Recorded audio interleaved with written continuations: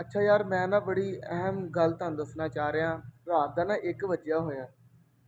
ਮੈਂ ਉਮਰਾ ਕਰਨ ਆਇਆ ਤੇ ਮੇਰੇ ਨਾਲ ਦਾ ਜਿਹੜਾ ਦੋਸਤ ਆ ਨਾ ਅਲੀ, ਉਹਦਾ ਬੱਚਾ ਨਾ ਹਸਪੀਟਲ 'ਚ ਦਾਖਲ।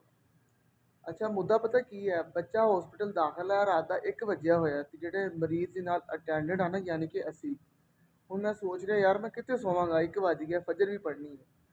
ਤੇ ਮੈਂ ਬਿਲਕੁਲ ਹੀ ਹਸਪੀਟਲ 'ਚੋਂ ਬਾਹਰ ਨਿਕਲਿਆ ਤੇ ਇਹ ਮਸਜਿਦ ਜਨਾਬ ਬਿਲਕੁਲ ਖੁੱਲੀ ਹੋਈ ਹੈ। ਹਰ ਚੀਜ਼ ਮਸਜਿਦ ਦੀ, ਉਹ ਫਰਿੱਜਾਂ ਨੇ, ਉਹ ਨਾਲ ਖਜੂਰਾਂ ਪਈਆਂ ਨੇ ਤੇ ਜਨਾਬ ਏਸੀ ਚੱਲ ਰਿਹਾ। ਇੱਕ ਆਹ ਵਾਲਾ ਚੱਲ ਰਿਹਾ, ਇੱਕ ਉਹ ਕੋਨੇ ਵਾਲਾ ਏਸੀ ਚੱਲ ਰਿਹਾ, ਉਹ ਵਾਲਾ।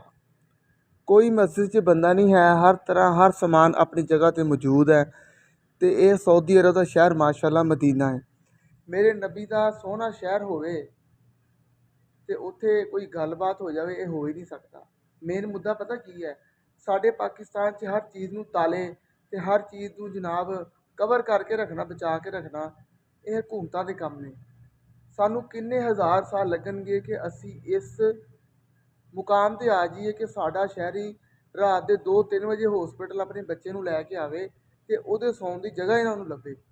ਇੱਥੇ ਮਾਸ਼ਾਅੱਲਾ 2 ਏਸੀ ਚੱਲ ਰਹੇ ਨੇ, ਕੋਈ 50 ਲਾਈਟਾਂ ਚੱਲ ਰਹੀਆਂ ਨੇ ਤੇ ਮਸਜਿਦ ਨੂੰ ਤਾਲਾ ਨਹੀਂ ਲੱਗਿਆ ਹੋਇਆ, ਮਸਜਿਦ ਖੁੱਲੀ ਹੈ।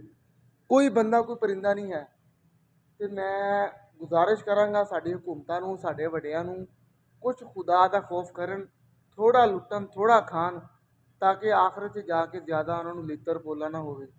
ਕਮਾਲ ਹੈ ਲੋਕ ਯਾਰ, ਸਊਦੀ ਲੋਕ ਕਮਾਲ ਨੇ। ਹੋਣਗੇ ਇਹਨਾਂ 'ਚ ਖਾਮੀ ਹੈ, ਲੇਕਿਨ ਇਹ ਚੀਜ਼ ਮੈਨੂੰ ਪਤਾ ਹੈ ਇਸ ਵਕਤ ਨੀਂਦ 'ਚ ਮੇਰੀ ਕੀ ਹਾਲਤ ਹੈ ਤੇ ਮੈਂ ਇਸ ਟਾਈਮ ਪਰੇਸ਼ਾਨ ਸੀ ਯਾਰ, ਸੋਣਾ ਕਿਦੋਂ, ਉੱਠਣਾ ਕਿਦੋਂ, ਸੁਬਹ ਫਿਰ ਜਾਣਾ ਮਦੀਨਾ ਸ਼ਰੀਫ, ਮਸਜਿਦ ਨਬਵੀ ਸ਼ਰੀਫ ਜਾ ਕੇ ਫਜਰ ਪੜ੍ਹਨੀ। ਤੇ ਕਮਾਲ ਹੈ ਯਾਰ। ਇਹ ਹਸਪੀਟਲ ਦਾ ਨਾਮ ਹੈ ਉਹਦ ਹਸਪੀਟਲ, ਜਿਹੜਾ ਕਿ ਮਦੀਨਾ ਸ਼ਰੀਫ 'ਚ ਮੌਜੂਦ ਆ। ਉਹ ਸਾਹਮਣੇ ਐਂਬੂਲੈਂਸ ਨਜ਼ਰ ਆ ਰਹੀ ਤੇ ਉਹਦੇ ਨਾਲ ਹੀ ਮਸਜਿਦ ਮੌਜੂਦ ਆ। ਮੈਨੂੰ ਯਕੀਨ ਨਹੀਂ ਆ ਰਿਹਾ ਕਿ ਮੈਂ ਇਸ ਵਕਤ ਆਪਣੀ ਸਕੂਨ ਨਾਲ ਨੀਂਦ ਲੈ ਸਕਾਂਗਾ। ਬਹੁਤ ਸ਼ੁਕਰੀਆ।